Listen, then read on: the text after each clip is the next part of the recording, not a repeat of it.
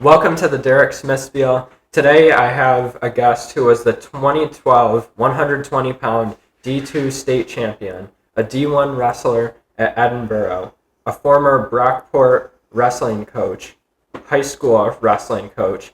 He has the Recco Barn Wrestling Club and is a sports psychologist. I was lucky enough to be a part of the barn, now the Recco Barn, when Sam was coaching. The guest is Sam Recco. Yeah, hi, Derek. I am a big fan of the podcast, and thanks for having me.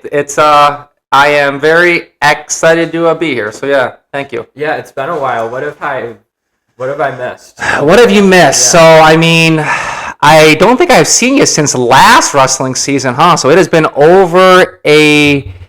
it has been since February of 2025-ish, huh? So yeah. I've been doing the wrestling club. I've been running my ultra marathons. I've been just being a stay-at-home dad, having fun, being a husband, being a dad, and a good, solid friend and coach too. So yeah. Well, let's start with the marathons. Yeah. Okay. Good. What's the training like for that, and how's that going?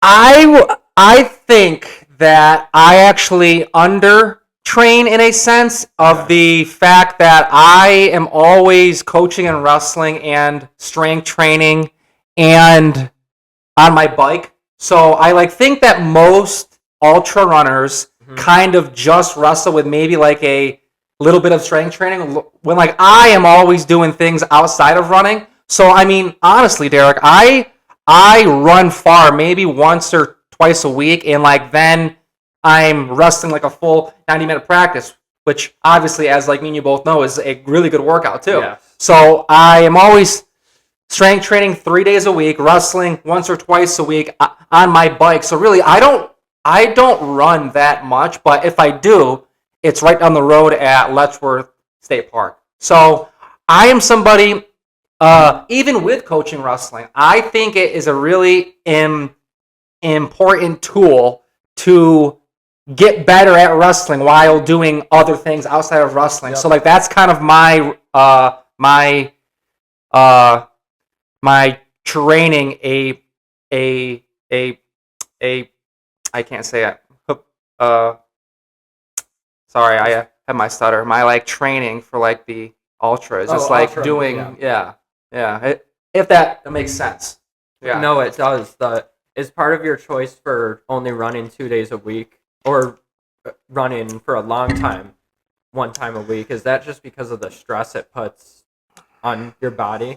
Because running, man, even when I run, I don't run for much more over a mile. I hate running. Yeah. But I can feel it in my joints. Yeah. Is that part of the process? In college at what's it called, Edinburgh. I had a major hip surgery, right? So ever since then, I've felt these tiny shock waves kind of in my hip, and thankfully, a couple years ago, maybe 2023, I kind of had some pain lifted out of that hip socket, and it's felt so much better. But yeah, I think, to answer your question, why I don't always run is just that hip pain that I feel after say mile 15 to 20. Because after that point, whether it's on the road or on the single file trail, I can feel that in my hip with every step, and it's not terrible pain, but I can feel it with every single step. So I think that with jumping in the cold plunge or the sauna or having my diet dialed in really helps with performing on that game day of running, rather than just not taking care of my body or over training with the running. So yeah, it's definitely to kind of save the hip pain for race day. How long is an ultra marathon? So an ultra marathon is anything over 26.2, which is a regular marathon. Yeah.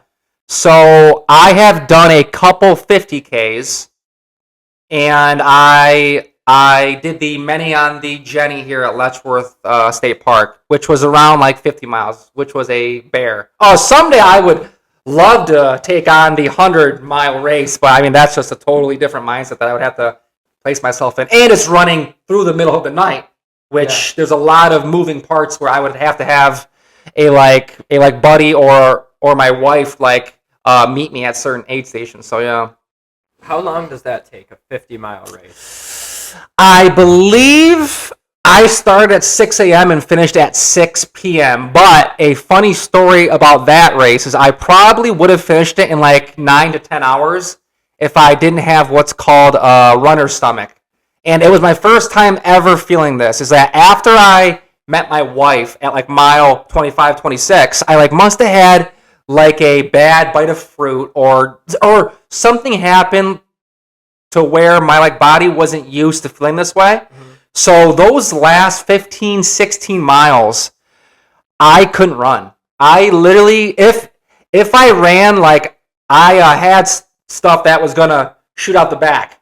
So I literally had to what's called a power hike with my sticks the last 15 miles, and I have never been in so much pain in my life. So that took me about 12 hours ish, but I mean, I would love to do that race again someday, just because I know I could finish at a better time. But yeah, I mean, my 50K that I just did, the Hoof It on the Hill down by Jamestown, took about 6 hours. So, and that was 33 miles. So yeah, like about 6 hours for that one. So yeah.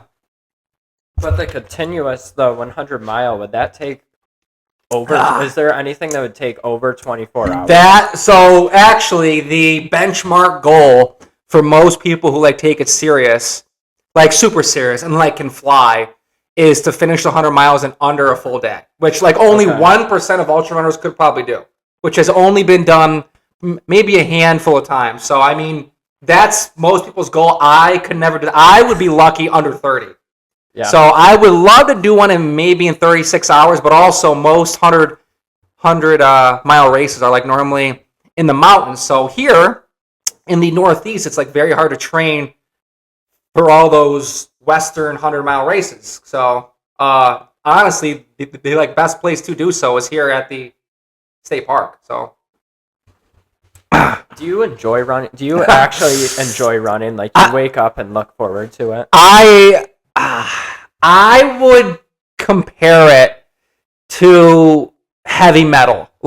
I get this feeling over me of just happiness of anytime that I hear a riff, anytime I hear drums. There is something about running in the woods by myself. I have my water, I have my snacks, and being in nature. And I don't ever wear music. I don't ever have pods in. I just want to hear my breath, hear my steps. And honestly, Derek, it is the most peaceful, the most peaceful piece of exercise or activities that I've ever done in my life. I truly love it. And yeah, it's a really good physical activity too. So yeah. So for you, it's almost like meditating? Yeah. I mean, I think it's sort of like my therapy is just going on my running adventures, whether it's the Erie Trail on the water, whether it's Letchworth State Park, whether it's the road. It's almost like therapy to me, because as science shows, doing hard things and exercising really takes a toll off your mental health and your sadness as a human. So really, it feels like a big weight is lifted off my shoulders every time that I run. And I come back home and I normally jump right into an ice bath or a cold plunge, and it just makes my life better and my mindset better. So yeah. Oh, there was something. I gotta take a second. You were talking about how. Oh, so when you're running. Yeah. And you're focusing on your breath. Yeah. Is your goal to almost become one with your body, or are there are there any running thoughts you have, almost like shower thoughts? I think that my thought process changes as the race or the run goes on, because in those first 10, 15 miles, it feels so easy. I am feeling smooth. Mm-hmm. And then you get to a certain point where it's mostly mental. It's hey, I'm just making certain pinpoints on the map, and then I'm gonna reach that, and then as soon as I get to that, I'm gonna reach the next one. So I like kind of keep going in like points in my head, like, hey, I'm gonna make this aid station, I'm gonna make that aid station, and just keep pushing along, because really it's it is never up here in my mind to like where I am gonna call it quits during a race or a run. Right. It's like always, if my body fails me, that's how I know. So I mean, I like think the hardest thing, like besides that first mile or two of like just getting started, because that's really hard, like just getting going, is like telling myself, like, not much farther, I can do this, I can do hard things, I can meet my wife at the finish line. But at the race I just did, I like had issues in my stomach as well, so I mean, I have just learned to push through that, and yeah. How difficult was it to stay positive while you were in that pain? Yeah. I was just telling somebody this, Derek. I said if I had a way out, I don't know if I would have taken it or not. So what I mean is this: is that there wasn't a way that I could turn around. There wasn't an aid station that like had a gator or a 4-wheeler saying, "Hey, I'll take you back." It was these last two aid stations are in the middle of the deep woods of Letchworth State Park, and now it's do or die. Like it's like either I am dying here in the woods of Letchworth or I'm finishing this race. So there is something to be said for pushing past that mental barrier of not having a way out, and knowing my only option at this point, and it doesn't matter what kind of pain I'm in, is to cross that finish line and finish. And that was the hardest thing I have ever done. It's like not winning a state championship.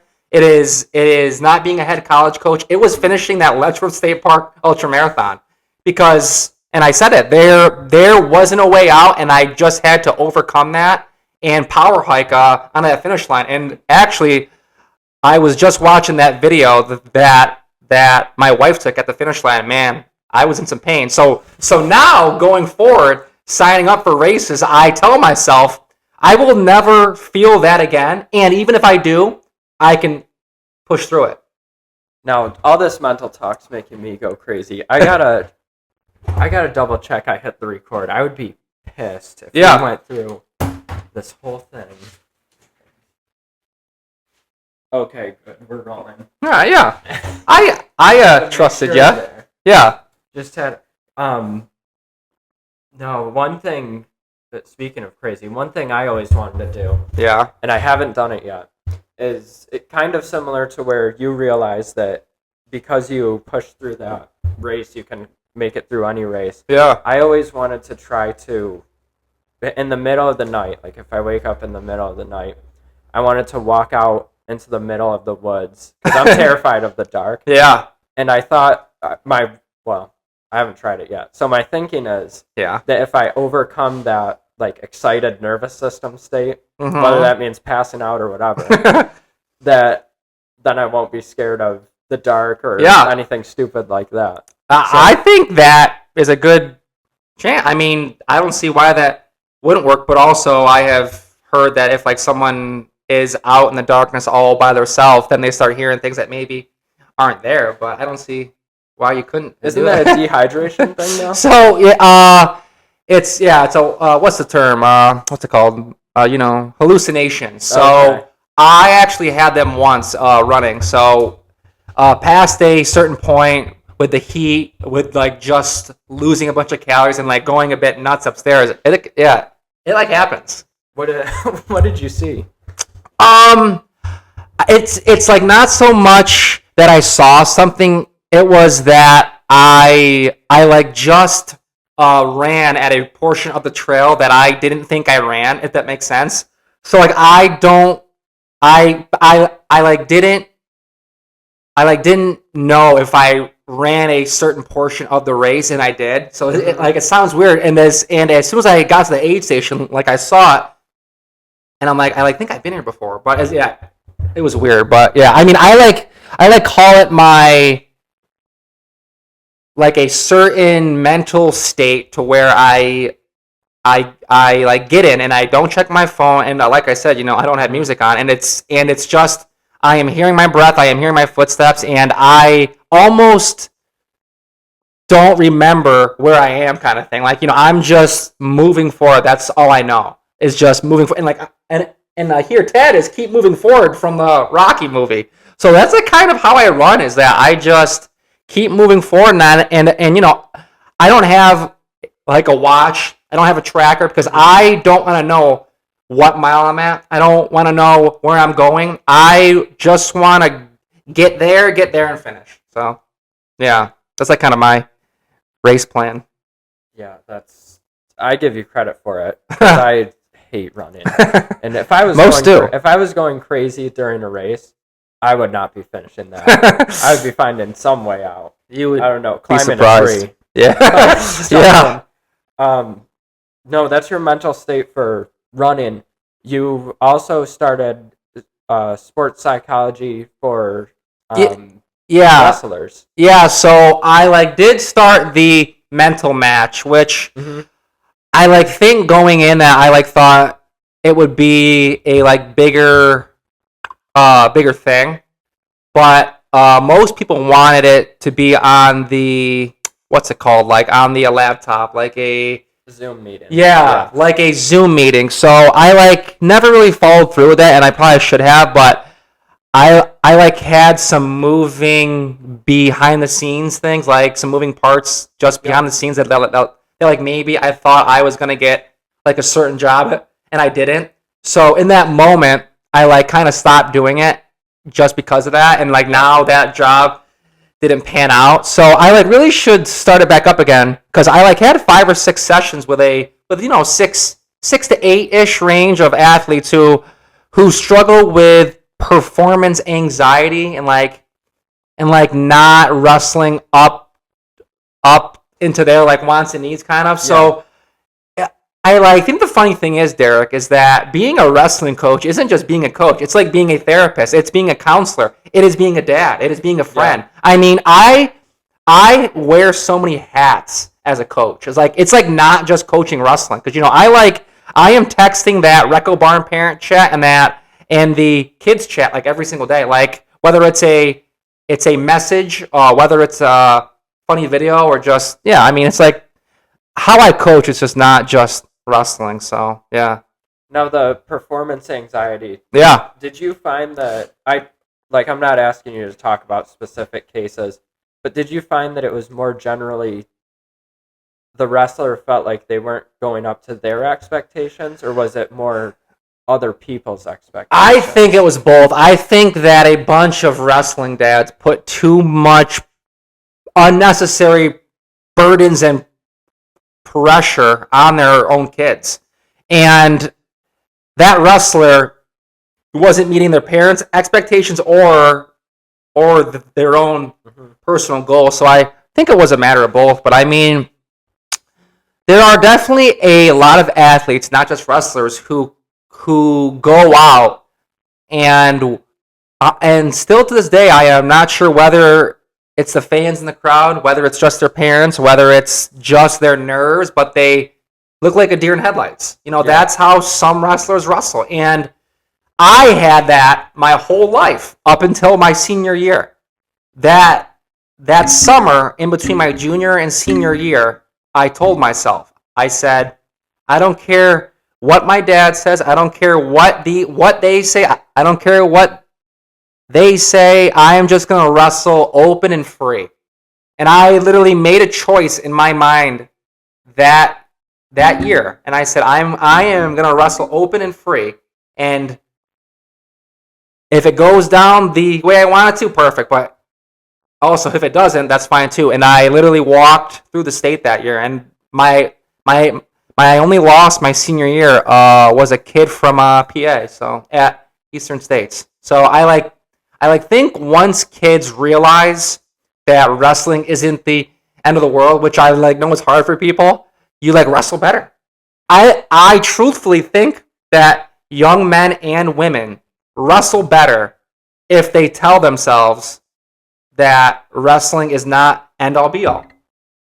So, I mean, but like I said though, I mean, it's just so much more than just wrestling. It is making sure people are okay. It is making sure that people uh feel wanted, because like that is a big thing of mine, is that I make people feel wanted, and I think once they do, they go a above and like they like go above their expectations and goals. So yeah. So your two big things are making people feel wanted, Mm-hmm. but also just putting the result aside. Yes. And just thinking, do you almost want them to? Do you feel like they're putting the sport on a pedestal, and you try and make them see like it is just for fun? Is Yeah. that your Yeah. I approach, mean, or- kinda. I mean, I can honestly say, while coaching at SUNY Brockport, all that was in the back of my head was winning. Like that, and now that is how I think sometimes still, because I'm like not being cocky or arrogant. I am very fit. I am very tough, and I want to win. It doesn't matter if I'm playing somebody in chess, if I'm playing dodgeball in the room, or wrestling or running. Like I want to win, and that was I like kind of overlooked the student athlete experience in college, and like I wanted them to just focus on wrestling and win. And now I see that is not probably the like right mindset going forward. So like now I really want kids, and I'm doing this upcoming weekend warrior camp, and it's not just wrestling. It's like wrestling, running, mental training, challenges, team challenges, solo challenges. So I think my big thing with that camp was to show kids that a wrestling camp doesn't have to be just focused on wrestling. It can be so much more. Like there is so many factors outside of wrestling that can make you not only a better person but a better wrestler too. So that's kind of my coaching approach now, and kind of my like plan for that camp that I'm doing. And I don't know if people put it on a pedestal necessarily. I just think that all of the outside factors of seeing them or their kid or their wrestler do good has heavy weight on a young person. Like, if a young person thinks that they have to win, I'm going to say it again, if a young person thinks that they have to win, they normally don't wrestle up to their expectations. That's how I was. So, yeah, that's like kind of how I think that goes. But yeah. Well, that's got to be tough, because when you're coaching at the collegiate level, Yeah. the job security is winning. Yeah. So how do you find that balance there? Yeah, right. That's very well said, because what's funny is my second season at Brockport, our very first. So the college wrestling season starts November 1st. On November 1st, I took the team to the University of Buffalo for a dual meet versus two D2 teams and Buffalo, right? Okay. Thinking, what is the best way to show young people and a D3 college team what it takes, how to wrestle at the highest level? Take them to a better team. Now, that's like just what history's shown us, right? Is if you wrestle or practice or are just around people who are better at something than you are, you like normally get better at that one thing, Yeah. right? So the athletic admin was very upset about that, saying that they want just local tournaments with a bunch of lower class teams, and that was kind of my moment of like, my eyes are open now that maybe this isn't the best of fit, because I am somebody who thinks that those kind of teams and those kind of people should be around tougher competition. So that, yeah, the like job was definitely tougher job, and in like most college programs, like winning is the biggest thing, but also some colleges preach, hey, the student experience matters too. So I never really figured out the like balance of both of those things, and I wish that I had a second chance too. Mm-hmm. But yeah, I mean, I can hold myself accountable and realize that I didn't do the best job. But at the end of the day, Derek, I am doing something that I love with my kids, with other kids, and coaching the sport of wrestling. So yeah, a it was a tough balance. When you were in college, Yeah. what was your balance as an athlete and student? My freshman year, I was a dingus. I stayed up late. I talked to girls. I just wanted friends, and I don't drink. I don't smoke. I don't like party. But I wanted to find a I wanted to find my cult of people so badly Mm-hmm. that I lost sight of what being a student athlete is, my freshman and sophomore year. And I started dating this girl in college, and I was just so focused on her that I skipped class. I totally hated wrestling, and I think after my sophomore year, it was much better. Just balancing both the student and that athlete side of things too. And my junior year in college, the Edinburgh wrestling team took fifth at the national tournament, fifth Okay. for being a Yeah. small school, right?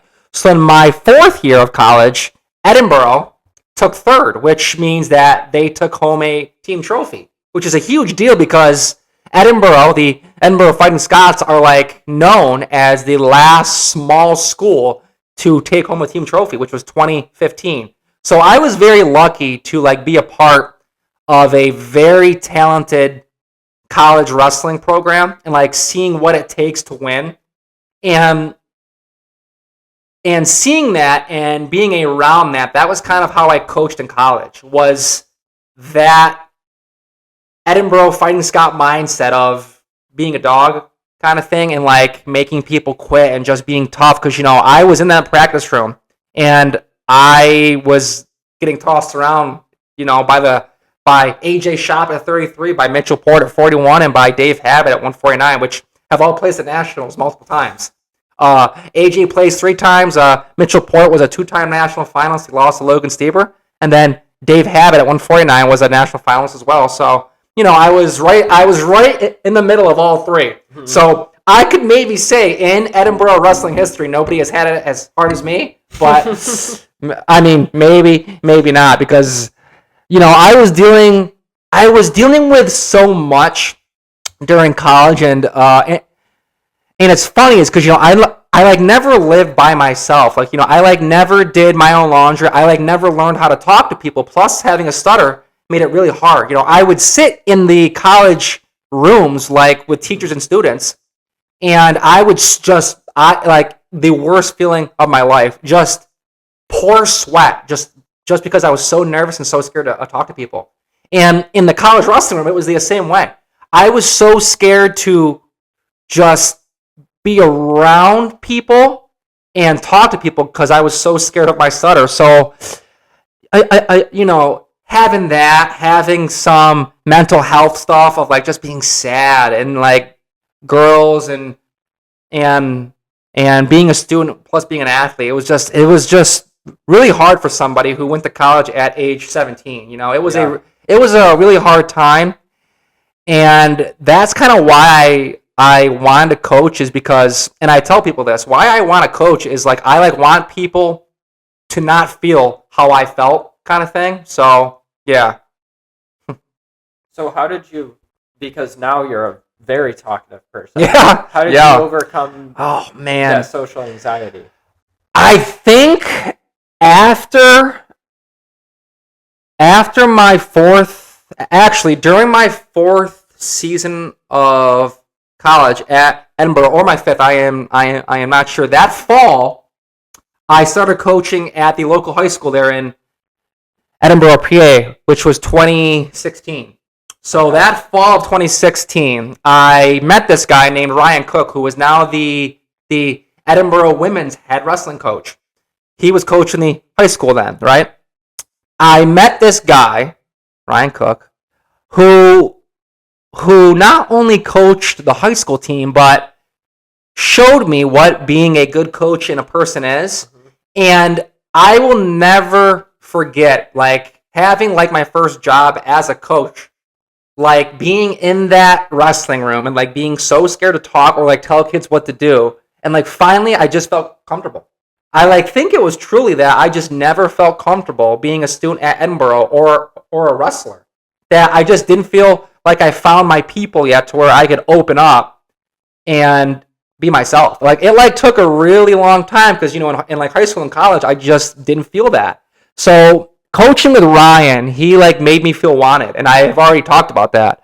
I was just so comfortable being around that coaching staff and those kids, and I think I kind of came out of my shell meeting Ryan and being in that wrestling room because still to this day like let's say I am ordering at like Moe's Southwest Grill.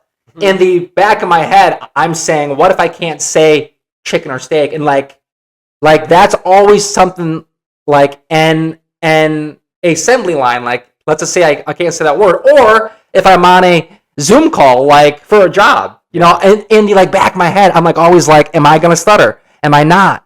Am I going to be able to say this message or that message that I want to say? And my whole life up until that point of being a high school coach, I've like lived with that, in quotes, I wish I said this or I wish I've done that, and I've held myself back just because I was so scared of stuttering.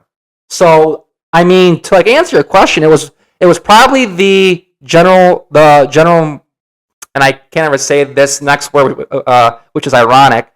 General McLean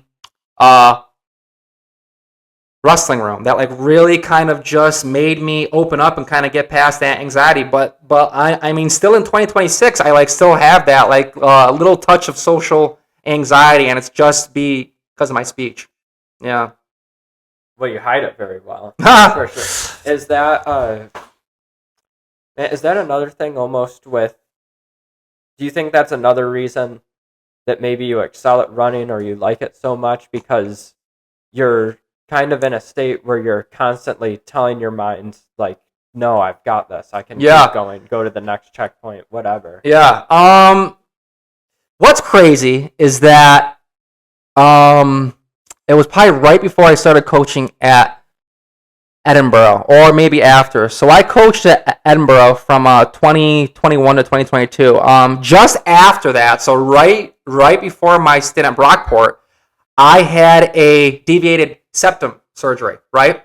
So my speech therapist that I had while I was coaching at Lincoln College from 2019 to 2021 thought like maybe there was something deeper with my stutter, right? So we did a like test where you put things on and like in the middle of the night, like a sleeping test. Yeah. So we did a sleeping test, and I have sleep apnea, which still to this day I like wear the CPAP, right? And it helps me so much, Derek. But so they found that. I come back home. I am coaching at Brockport, right?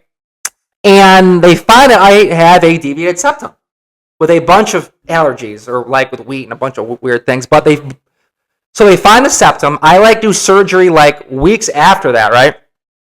And after the surgery, I like had the cotton ball shoved up both now, and they pull them out, and I can't put into words how it felt. It was like standing on top of like Mount Everest with a cold air that I've never felt in my life, like just running through me. So I don't know if in middle school or high school or even college, if like I like hit my nose and broke it or something like that. But ever since that deviated septum surgery, not only has it helped my physical exercise with running, with wrestling, with strength training, with biking, with any of that, but it's helped my stutter because I can breathe.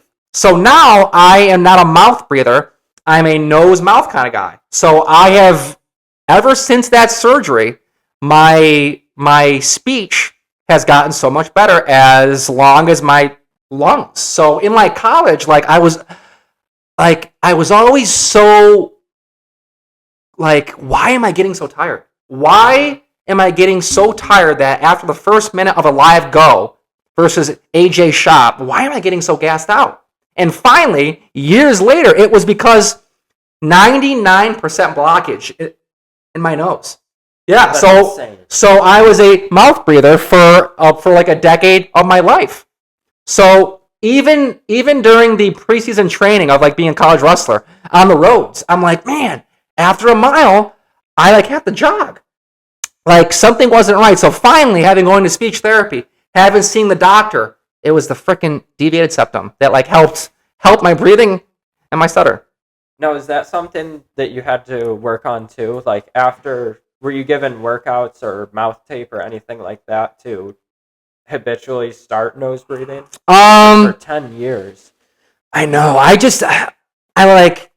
I like think the human body finally said this is how it's supposed to feel. Yeah. So as like soon as I felt it, there was no going back. Like even my sleep now and having the CPAP helps, right? You know, I was always so tired in the middle of the day for as long as I can remember. I could take a nap any single day, no matter how many hours I like got of sleep, whether it was middle school, high school, college, right? So I finally started wearing the CPAP, knowing I had sleep apnea since 2021, 2022. I finally started wearing it this February. And I was told that on that first night that I put that mask on, it's night and day difference. Since then, I have not napped one time. I have the most energy in the middle of the day now, just because of that. So I mean, not only it's like a ladder of just a bunch of chain freaking events that have just happened that have just made me more healthy and like made me talk better too. So I'm like definitely less down during the day and just more upbeat. And me and you are friendly. Like, you know, I'm a very enthusiastic person and friendly, but man, that CPAP has definitely helped a ton. Do you miss naps? Having two young kids now, I don't think I could even have them anymore. But yes, I like probably miss naps, especially in college because it's just so nice to like just have that 30 minutes of downtime, right? Mm-hmm. Yeah, it is in between classes. Yeah. Now, you mentioned a couple times that you're a father. Yeah. First of all, like, congratulations. Thank obviously. you. But is there any carryover from coaching and parenting? Or is that just another balance? Oh, man. You would have to talk with my wife because there's sometimes I'm a bit hard on her from like just being a coach and like telling her, hey, physical fitness matters. Doing hard things matters because I think the thing that I do best as a parent, and I got this from wrestling and I got this from running, is that these young people need a role model. They need somebody who isn't sitting on a couch, drinking beer, eating potato chips, but somebody who they see, and I keep saying this phrase, Derek, somebody who they see and they look up to who's doing hard things. So anytime that I work out, whether it's wrestling, whether it's strength training at the Recco Barn Wrestling Club, my kids are always there seeing that. And I think why I am that way is because being a kid, for as long as I can, even think back to, the oldest memory, and I swear that this is true, the oldest memory that I have is seeing my dad lift weights. For as long as I've known him, so I am 31, so probably age 4 or 5 is like as like far back as like I can think. He has strength trained 5-6 days a week every single week. That man does not take a day off. So seeing that as a kid, okay, my dad is physically fit. He doesn't smoke. He barely drinks. Seeing that as a kid, I told myself at a young age, that's how I want to be, and then some. So not only am I just showing my 2 kids, hey, let's get healthy, eat good, and be strong, but hey, daddy can finish a ultra marathon or like wrestle a 7-minute match still, even if I'm not a college athlete. Yeah. So and I tell my wife that too. It's like, being a young person, seeing other people do those kind of things pays big it's a big payoff in the future. Yeah. So you're like a drill sergeant. No, I don't think I'm a drill sergeant, but I mean, it's that fine line of being like, hey, I have to know that my wife or whoever I'm talking to doesn't have the same mindset as me or can go as far as me, right? So, because honestly, and it sounds bad to say, I sometimes have a bad habit of not making friends too easily just because, like, for example, I don't think they're tough or I don't think they are doing the right things behind the scenes. And there's sometimes that I have to put that aside and like be like, okay, I am not Superman and I certainly don't think I am, but I have to also have that, that quick thinking in the moment of, hey, this person isn't like me and they don't have the same mindset as me, so I can still make friends with all walks of life, right? But like, it has been hard in the past couple years because I like certainly gravitate towards the wrestling world and the wrestling parents, and I think that's because those young people are doing hard things, and like that's where I like feel like I'm comfortable in like that setting of talking to people. But yeah, I mean, I like have to basically say that, hey, my wife is a fantastic human being too, and is certainly working out and going for long walks, which is more than most people. Well, that's another thing that wrestling does. It is just like Jordan Burroughs, embrace the grind. It's Yeah. like the staple of wrestling, but also it can put you in this mental state where you always wonder if you're doing enough. Yeah. If you're like ultra competitive, like Yeah. you're always a ton of people say, "Oh, if you're not training, someone else is," like stuff like that. Yeah. Yeah. But you get used to just being on the grind 24/7.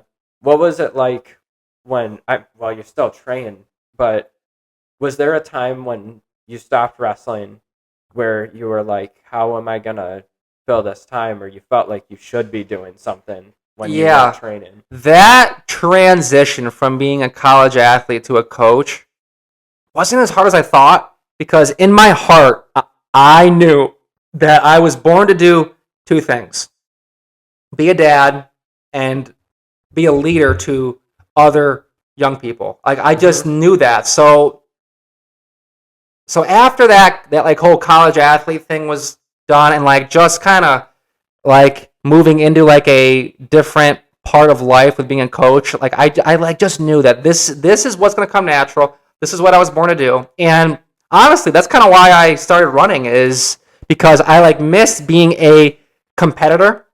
And honestly, me and you had like played bocce ball in the backyard. Yes, yep. I'm a backyard sports kind of guy. Like, I like love volleyball. I like love bocce ball. I just love pickleball. Like, I want to do fun sports and like be a competitor.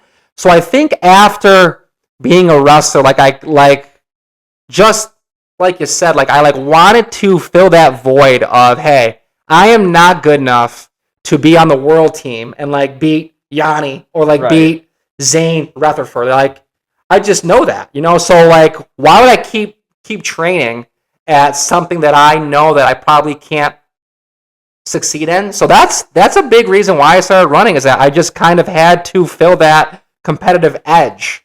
So, and honestly, and don't tell the wrestling world this, but I would rather run long distance than wrestling practice any day. So, don't tell them. Well, that's your thing. You found it. Mhm. That's now both of your children are very young. How old are each of them? Atlas is 3, turning 4 in December, and Sienna is turning 2 in January. Even though they're so young, is there anything you see in them that you find admirable? Like Like specific traits, I mean. Yeah. Obviously, you love your kids. Oh yeah. Are there specific things you see that you think will make them excel, or maybe you wish you had more of? Yeah. The biggest compliment that I get from my son Atlas is that he's well behaved. Any doctor, any pediatrician, any person like a dentist, any person that doesn't know him personally, like family, that has interacted with him or told him to do this or do that, they always say he is one of the most well-behaved toddlers that they have ever came across. And like that, in my eyes, is one of the best compliments that a father and mother, parents in general, could get, because my best memories of high school wrestling, Derek, is when all the opposing parents and coaches would come up to my parents, Sam and Mindy, after a match or tournament and tell them what good kids Sam and Tony are. And it's a big speech I give, like at like some camps, at like some just practices. Is that I can't tell you even 15 to 20 names of kids that I wrestled in high school, but I can tell you every time that somebody came and talked to Sam and Mindy or me, telling us what good people we are, because that is what matters. So hearing that as a dad with like Atlas, that just makes my day, and like knowing that I am doing things right. Mm-hmm. And with Sienna, during this last winter, I left the gate open at the top of the stairs, right? Oh. And somebody was coming to fix our washer or dryer or something, right? So in that split second, I forgot to close the gate, and in that 10 to 15 seconds, doesn't she crawl over the stairs and roll down about 15 steps of stairs? And in that moment, I have never been more scared in my life, because I'm like, she is hurt and hurt badly. So, and being a stay-at-home dad, my wife was teaching, right? So it like took like 5 or 6 calls to call her, but she literally rolled all the way to the bottom, and I saw her face, and it haunts me still to this day, seeing her face. She rolled to the bottom at like, just hit the bottom, and she was like totally fine. She was totally fine, and we take her into the emergency room, and there is nothing wrong with her. So ever since seeing that, I mean, she has turned into like a daredevil. Just like not caring if like she falls, if like she rolls around, and like, in like January she is turning 2, and like she likes to wrestle me. She wrestles Atlas. Yeah. So she is pretty tough, when Atlas is more so the sensitive kind of kid who is better behaved than Sienna is. But I mean, every human's different, and I love my kids, and I just hope that someday I can give them the best experience possible, whether it's wrestling or not. That's a miracle. Yeah, she was okay. She's not scared of the stairs. No, she goes right up to them. Yeah, she is. Nope. She is not scared, and fearless. Yes. Fearless is the best trait for Sienna. Is fearless. That is very admirable. Man. It's a lot of fun. You did mention being a stay-at-home dad multiple times. Yeah. What? How is that, embracing that? And yeah. I mean, I can get as personal as I want with this, but I haven't had a salary job since May 31st of 2024. So it's what? It's almost the 4th of July in 2026, right? So it has been about just over 2 years, going on year number 3. And what's crazy, and God has a plan, right? Mm-hmm. Is for as long as it's been, I think maybe my purpose in that time frame and in some parts of the future is being there for my kids when they're young, because I have put in job applications to, this is not a joke, to probably, if I had to ballpark, 1,500 to 2,000 jobs. And I've maybe heard back from 15 to 20, with about 90% of those being college gigs. So it is crazy that somebody with my personality, my skill set, my work ethic, my enthusiasm cannot land a gig, right? Because, and plus my master's in business, right? But yeah, it is so much more than that. So why, I am still not sure, like, what my purpose in the workforces, but maybe for the time being, it is being a stay-at-home dad and like just being there for my kids while coaching the wrestling clubs, like as a side gig. But yeah, it has been a tough time. But I don't ever change my mood. I don't ever change a smile on my face. But yeah, I mean, out of all those jobs that I had heard back from was mostly college gigs that like I was a final candidate in. Like it's me and some other person, and for 5 or 6 of those,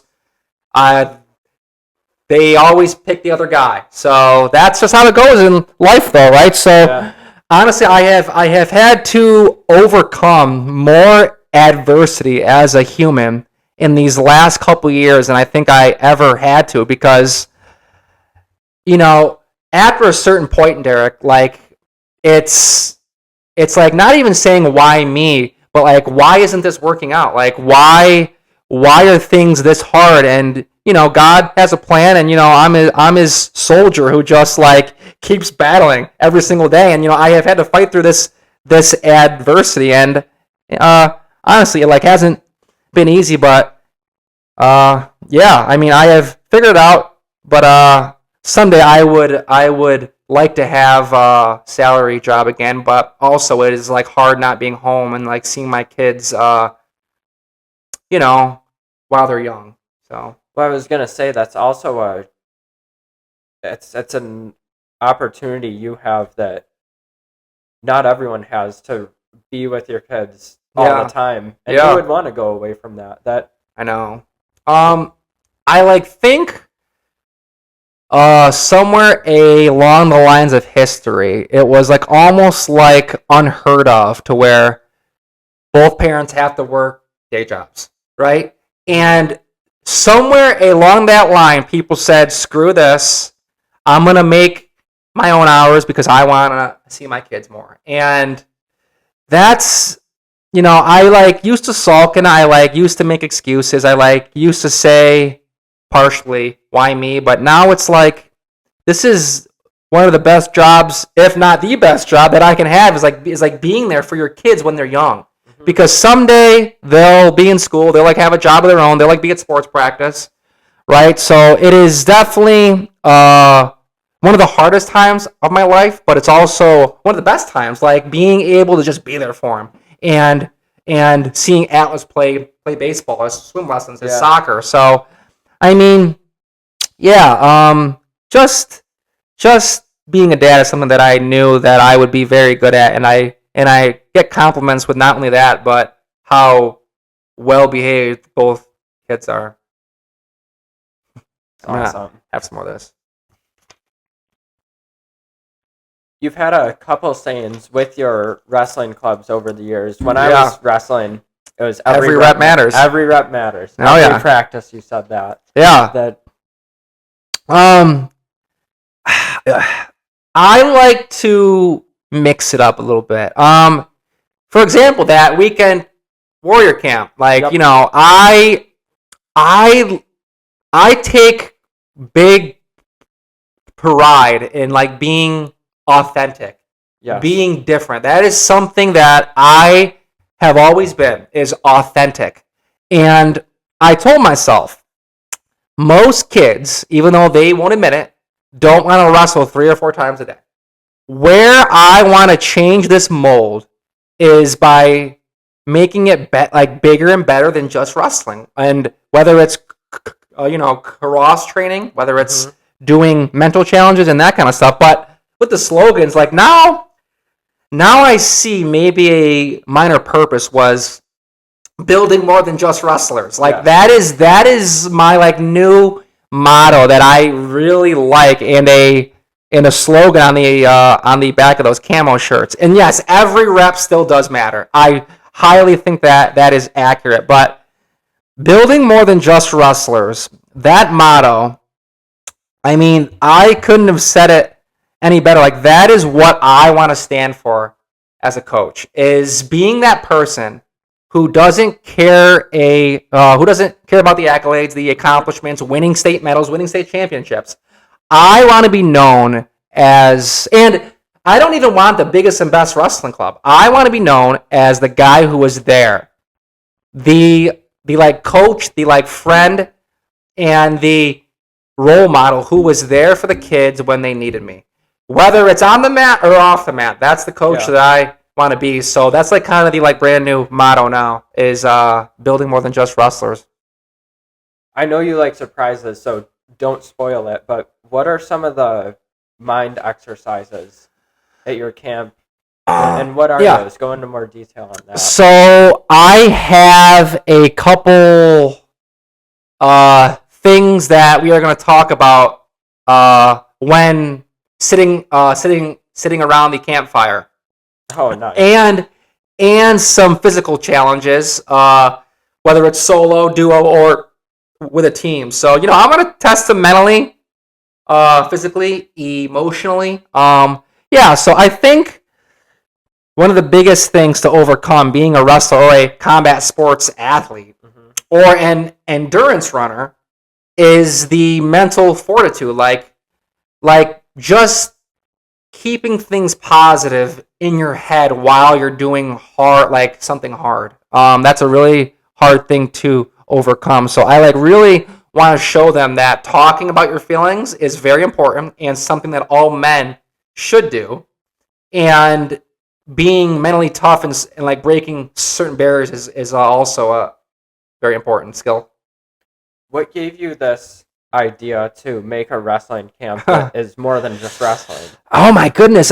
Because it sounds simple, but it's so radical. Yeah, I mean, I was a bunch of the Recco barn wrestling parents were talking about having a 1 to 2 night overnight wrestling camp, and at first I wasn't too sure about it, and most of them wanted a Navy SEAL kind of field camp, and I liked that idea at first, but then I was thinking, okay, if I put myself in their shoes and knowing how they feel, which I do know with most of them, they do not want to just wrestle that mundane feeling of just another wrestling practice, which every wrestler's felt.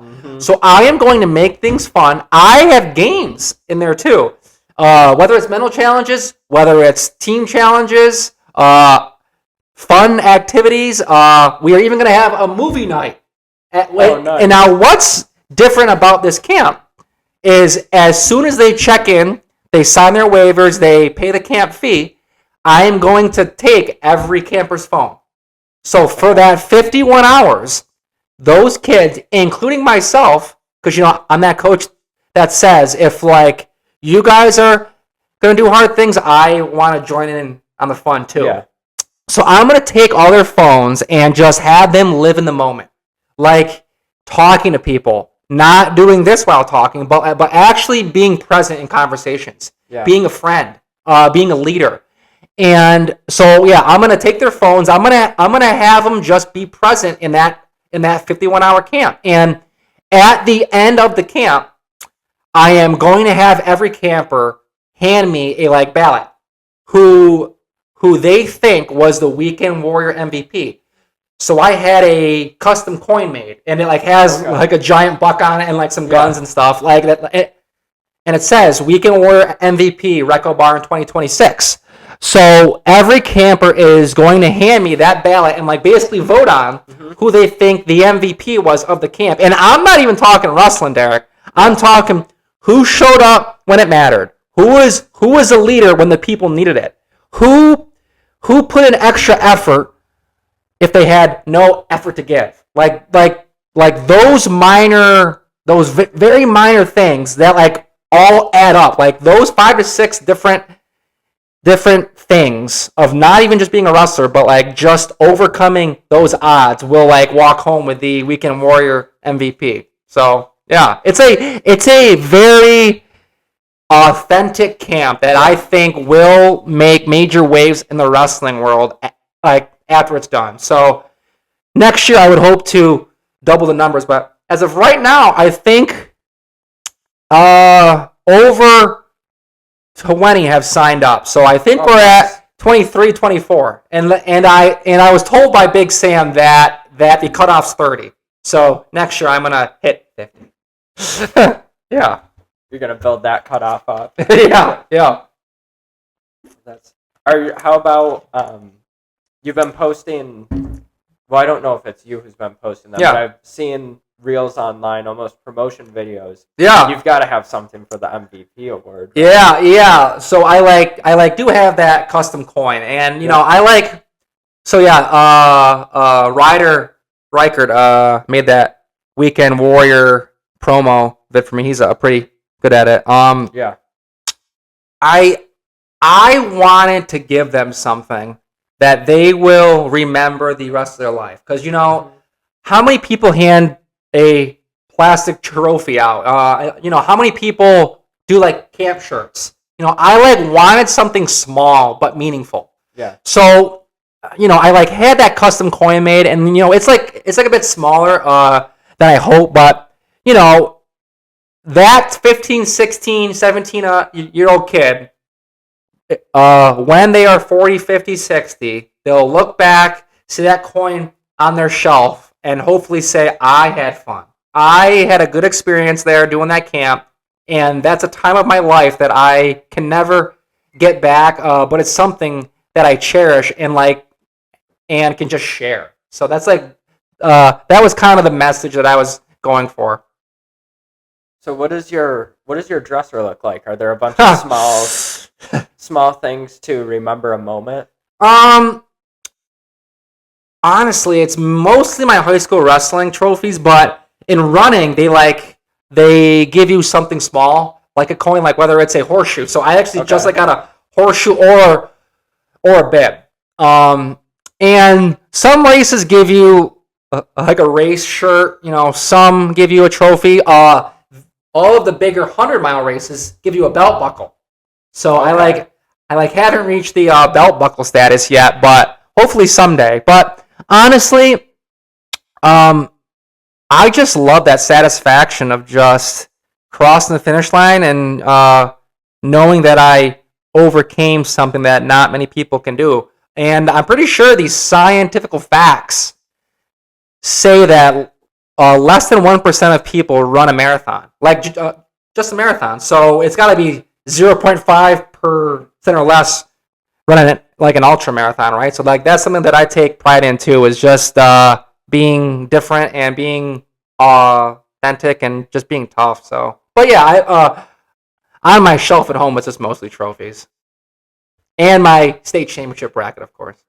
Well, what amazes me is you didn't say that your favorite memory of high school wrestling was the day you won states. Yeah. With your brother. Yes. Yeah, so I won a state championship the same night as my brother, who was a freshman at 99 pounds.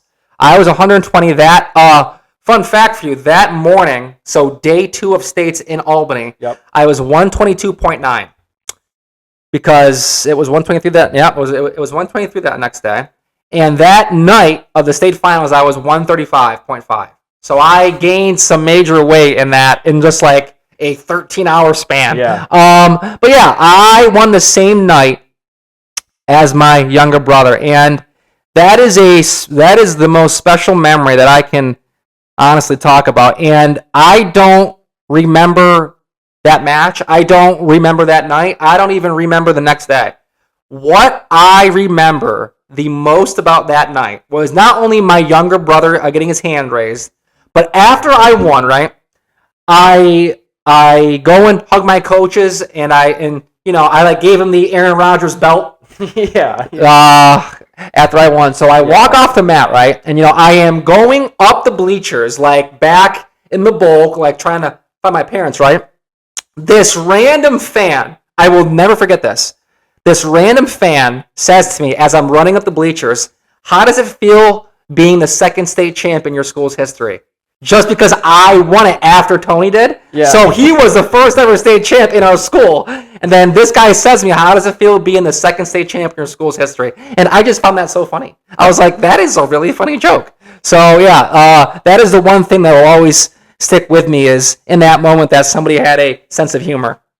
A random guy. You don't know who it was?